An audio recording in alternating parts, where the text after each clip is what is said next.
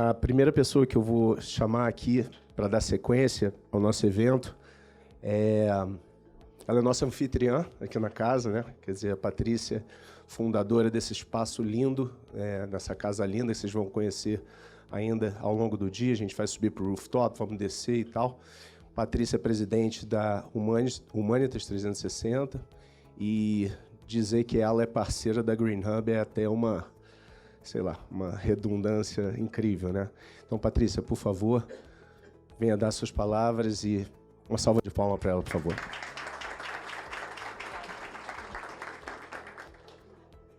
Me perdoem que, por não ter a mesma eloquência, muito menos a experiência do presidente, eu vou ter que me aproximar das minhas notas. Mas vou tirar essa cadeira um pouquinho daqui, porque eu não quero perder a imagem dos nossos patrocinadores e participantes. Se eu precisar delas, eu olho assim. Mas é um prazer tê-los todos aqui nessa casa hoje. O Cívico, ele é um espaço de fomento, formação, impulsionamento de uma comunidade de empreendedores cívico-socioambientais que pretende realmente trazer aqui todas essas organizações que pensam na transformação e no endereçamento de possíveis soluções a problemas da nossa sociedade, do nosso convívio, organizações já estruturadas, mas também organizações muito pequenas, e que, se não estivesse num ambiente de zero hostilidade, muito provavelmente já não existiria.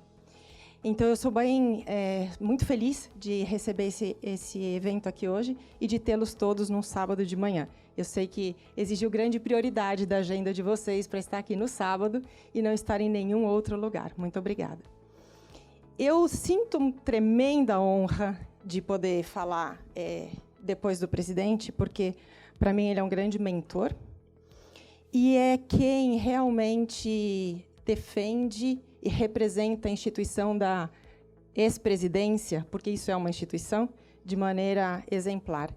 E, com toda a sua idade, ele não deixa de nos surpreender pela inovação e novidade que ele sempre traz. Eu tive a honra de participar com ele da Comissão Global de Política de Drogas, quando eu desenvolvi a Plataforma Latino-Americana de Política de Drogas, exatamente para estudar o que acontecia e o que não acontecia na nossa parte do mundo, na América Latina. E nós entendemos que existe uma total desinformação, ou existia muito maior, mais preponderantemente, uma total desinformação naquela época, e eu me remeto a 1910, 1911, o que quer dizer que não faz tanto tempo assim. E, estudando os outros países, nós vimos de um profundo desengajamento cidadão, essa desinformação tão grande e muitas pessoas, inclusive, sendo presas por falta de informação.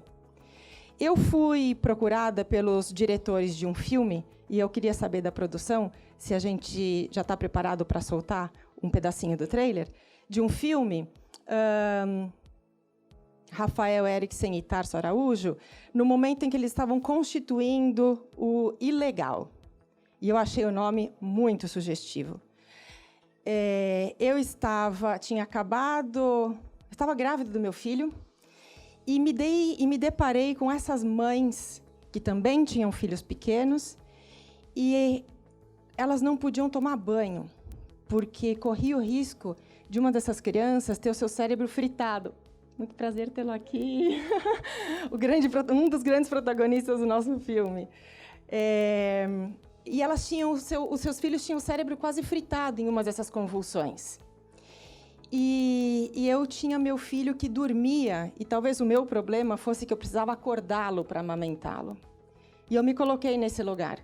Quem seriam essas mães heroínas desconhecidas que não faziam parte do meu contexto, que eu não conhecia e que... Olha ali o diretor do filme, que bom! E que estavam nesse quadro. E por que eu não poderia me aproximar delas? E por que nós não podemos vestir os sapatos dessas pessoas? E ainda que esse sapato não sirva, a gente se esforçar para sentir um pouco do que é esse sofrimento. E, a partir dessa jornada, sermos não só simpáticos àquela causa, mas empáticos àquela causa. e nos desfazermos, nos despirmos de preconceitos, de ideias pré-concebidas que fazem com que a gente ache que todo mundo é um maconheiro. Aquelas mães, então, eram maconheiras. E alguns deles sofrendo processo legal como traficante internacional de droga, quando a única coisa que aquele pai estava fazendo era lutar pela vida daquela filha e pela sobrevivência da sua mulher, porque ambas, naquele caso, precisavam da medicação, precisavam do componente químico.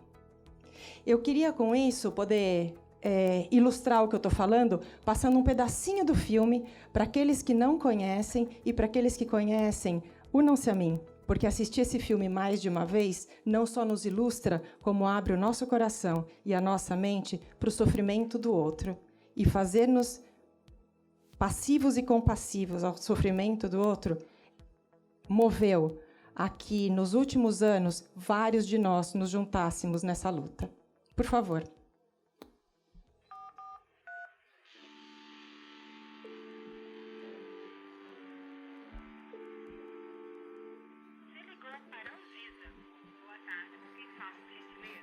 Meu nome é Catiele.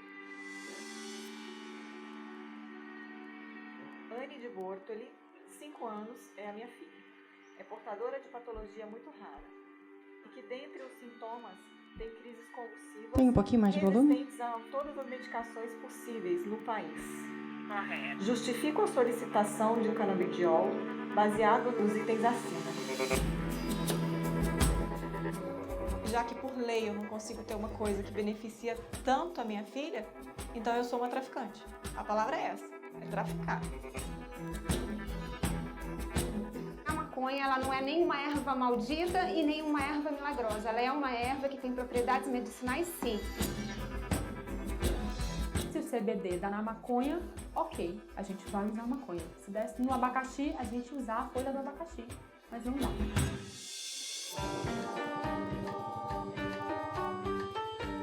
Se algum médico no Brasil prescrever algum remédio à base de maconha ou maconha, ele vai ter o registro dele suspenso e vai ser investigado sobre isso.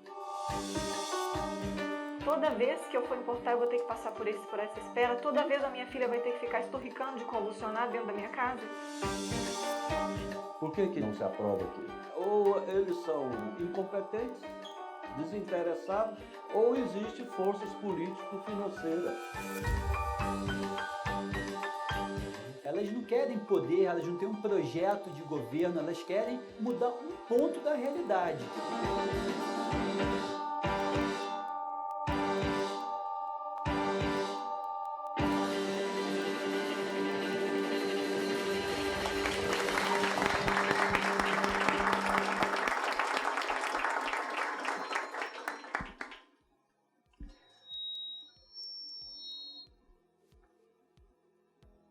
A voz que vocês escutaram no fundo é do grande defensor jurídico dessa causa. E essas pessoas colocaram as suas vidas pessoais e as suas expertises profissionais em favor de algo que era completamente, como o presidente disse, um tabu. Um tabu por falta de conceito, um tabu por falta de conhecimento, um tabu gerado pela simples proibição de que pesquisa científica fosse feita, de que diálogos fossem mantidos, de que a sociedade civil pudesse ser descortinada de conceitos, descortinada de preconceitos para a formação de conceito. Esse país viveu durante alguns anos uma ditadura. Nós não podemos deixar com que ditaduras se perpetuem, ainda que silenciosas, na obstrução e na proibição de criação de conceito, de criação de pesquisa, de criação de dado científico. Ao longo desses anos, uma coisa maravilhosa aconteceu. Porque ainda que a legislação não tenha mudado, e de alguma maneira eu tenho me convencido que foi oportuna, que nós não conseguimos as grandes transformações que nós quiséssemos lá atrás, houve, ao decorrer desses anos, transformação de cultura, transformação de mente. houve, ainda que não amparados por um respaldo legal e jurídico, houve uma insistência, uma resiliência da sociedade civil e de parte, ainda que pequena, da comunidade acadêmica médica, heróis, que colocaram seus CRMs a perigo, advogados que colocaram suas OABs em perigo, cientistas, engenheiros químicos, que colocaram suas expertises a trabalhar resilientemente para que nós pudéssemos continuar com o diálogo, continuar com o debate. Associações que conseguiram seus mandatos judiciais, os autorizando e legalizando-os, para que eles pudessem, não é abrace, para que eles pudessem ter um cultivo. Esses são os grandes cidadãos e cidadãs brasileiras que lutaram, ainda que sem uma perspectiva de mudança, para que hoje nós tivéssemos essa casa cheia e que em outubro do ano passado nós pudéssemos fazer um tributo ao Ilegal depois de 5 anos da sua produção e essa casa estava cheia de novo, para que nós pudéssemos ter esse diálogo construtivo, para que nós pudéssemos exercer democracia, valores republicanos, convivência, para que nós pudéssemos ser capital cívico nesse país. Essa é a maravilha.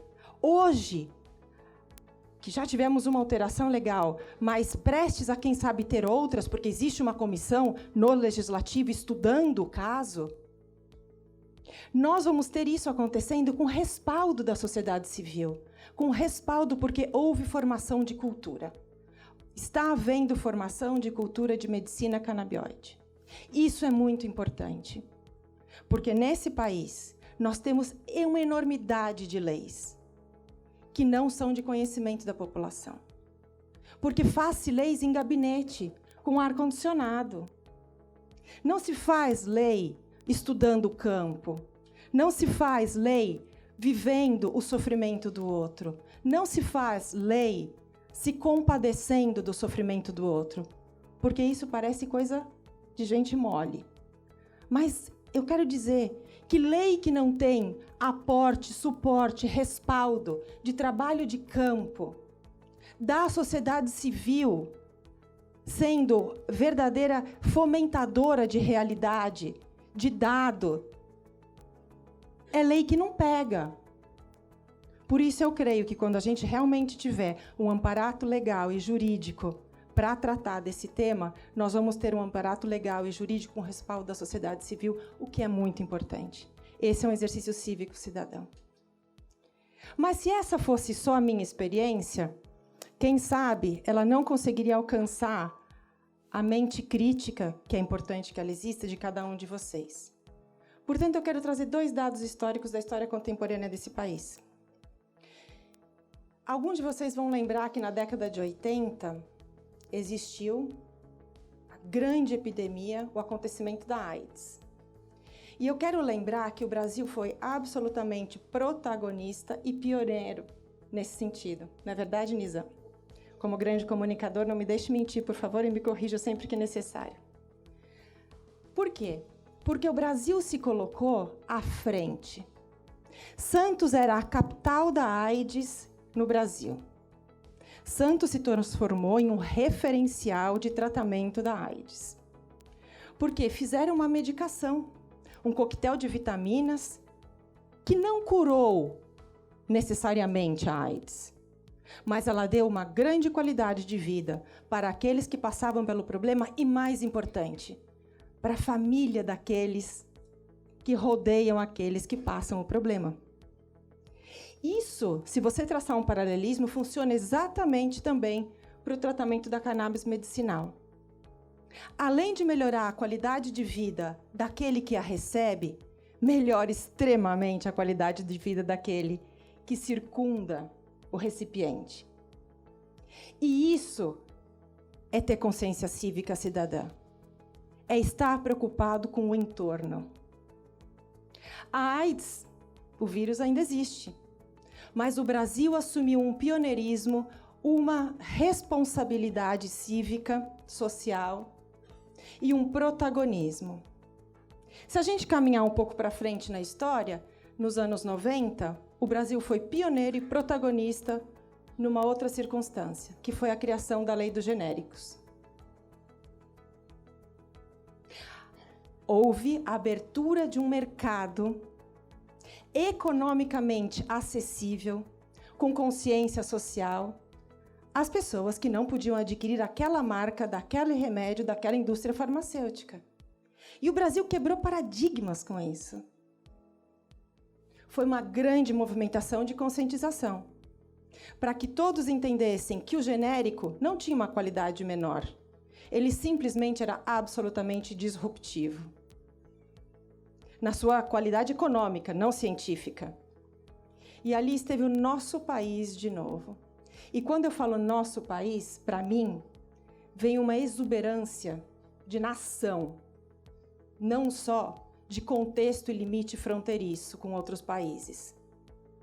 Portanto, na questão da cannabis, eu quero provocar todo mundo que está aqui nessa sala, que pense da mesma maneira.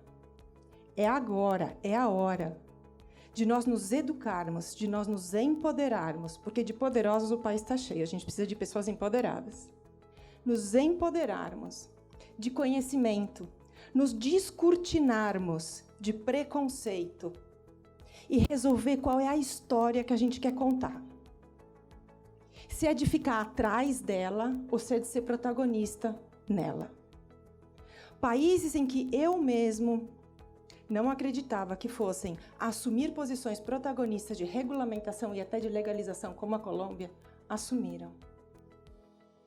Com passados absolutamente dilacerantes no que diz a droga.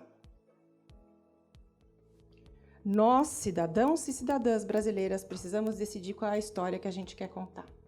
Se nós vamos reviver o pioneirismo e o protagonismo das circunstâncias da AIDS, da situação de lei de genéricos, para com a medicina canabinoide. Ou vamos ficar para trás, corresponsáveis, porque isso não tira a nossa corresponsabilização, corresponsáveis por mortes e por falta de qualidade de vida de todas as famílias que enfrentam esse problema e que virão a enfrentar esse problema. Com isso, eu termino a minha fala provocando-nos e me provocando cada vez mais a pensar nesse tema como um tema de cidadania que precisa ter abertura de mente, de coração, de espírito, transformadora, para que nós possamos decidir o que nós queremos. E o nosso legislador possa ser absolutamente influenciado, pressionado, a que uma legislação venha atender à necessidade que o Brasil e o brasileiro têm. Vamos construir um mercado com acesso econômico àqueles que não podem fazer as suas viagens internacionais para tratamento, àqueles que não podem importar o remédio, porque existe uma barreira financeira e econômica muito grande. E em quebrando a barreira econômica e financeira, nós abrimos um mercado com oportunidade de emprego, com expansão científica, e passamos a ser protagonista da nossa própria história. Eu agradeço vocês nessa manhã mais uma vez, e por favor, continuem, porque o resto do dia promete. Obrigada.